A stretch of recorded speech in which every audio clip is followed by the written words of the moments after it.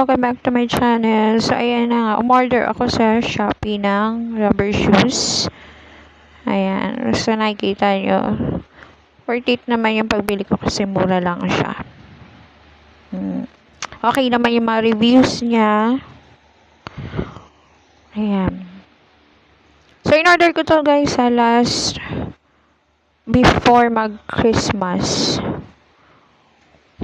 Dahil para sa anak ko nga, ang panganay. Kasi matagal niya na gustong bumili na rubber shoes. So, ito na. Dumating na ngayon lang at nabuksan na namin. So, dahil nabuksan na namin, o-open na lang natin para makita nyo yung itsura ng laman. Yung actual na sapatos mismo. Kasi minsan, ang ganda sa picture, pero pagdating naman sa personal, hindi. So, ayan na siya. Sakto sa size, sakto naman siya. Kung ano yung nandun sa picture. Ayun din. Makapal. Although, hindi siya original na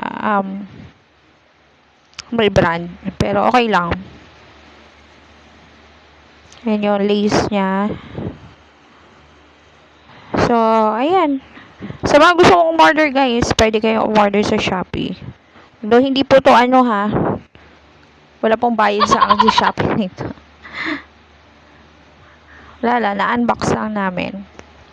Dahil excited siyang gamitin at makita yung in-order niya.